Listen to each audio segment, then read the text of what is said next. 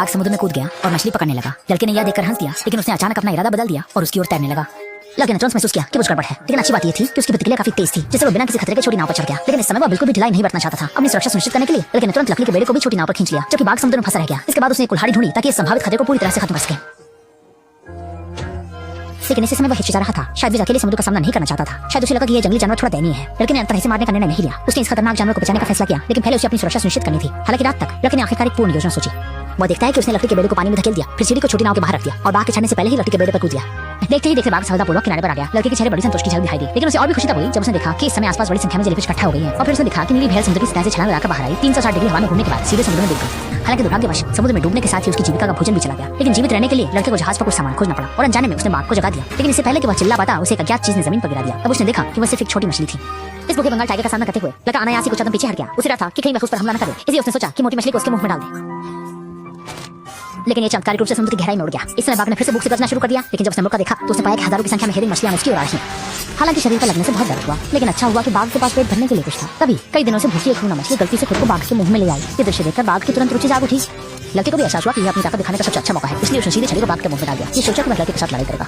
हालांकि लड़के की मजबूत उपस्थिति के तहत बाघ जल्दी ही हार मान गया। यह देखकर कि वह अब विरोध नहीं कर रहा है, लड़के ने मौके का फायदा उठाकर बड़ी मछली को अपनी पीठ के पीछे रख लिया। बाघ को सिर झुकाना पड़ा और इस तरह उसने उसके मुंह से मछली का मांस वापस ले लिया। लेकिन फिर भी लड़के के मन में अभी भी थोड़ी उलझन थी। आगे उसे जंगली जानवर को पूरी तरह से वश में करने का तरीका सोचना होगा।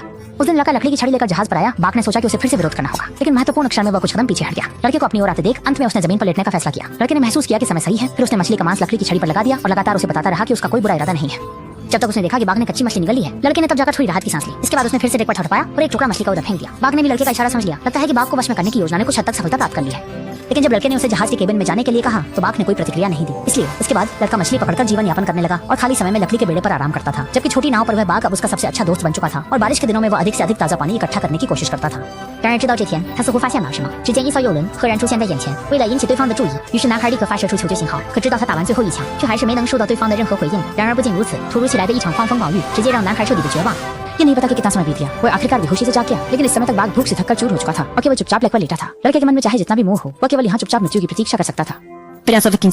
अचानक उसने पाया कि वह एक छोटे से द्वीप पर पहुंच गया है। उसने एक जरा सा टुकड़ा तोड़ा और तुरंत ही उसे मुंह में डाल लिया। उसने सोचा भी नहीं था कि इसका स्वाद अच्छा होगा। ताकत बहाल करने के बाद उसने सोचा कि वह द्वीप पर एक चक्कर लगाएगा। लेकिन उसने देखा कि यहाँ हर जगह बाघ के पिस्सू भरे हुए हैं और आसपास पानी के कीड़े भी हैं। लड़का इसमें तैरते हुए मीठे पानी का आनंद लेते हुए बड़े घूंट भरकर पीता रहा। लेकिन बाघ भी खाली नहीं बैठा। किनारे पर खड़े होकर जमकर भोजन किया। पर अजीब बात हुई, देखा कि बाघ के पिस्सू अचानक पेड़ की शाखाओं पर चढ़ गए। यहाँ तक कि बाघ भी तेजी से छोटे द्वीप से दूर चला गया। लड़के ने शुरू में ध्यान नहीं दिया, लेकिन रात तक उसने देखा कि जो तालाब पहले साफ था अब मछलियों की हड्डियों से भरा हुआ है, जो ऐसा लग रहा था जैसे तेजाब से गल गया हो। यहाँ तक कि बाघ भी नाव में छिपा हुआ था और द्वीप के पास जाने की हिम्मत नहीं कर रहा था। फिर उसने एक कमल का फूल तोड़ा, खोलकर देखा तो उसमें एक मानव दांत था। लड़के को तब एहसास हुआ कि यह शायद एक नरभक्षी द्वीप है। और भी अजीब बात यह थी, 从远处看起来竟然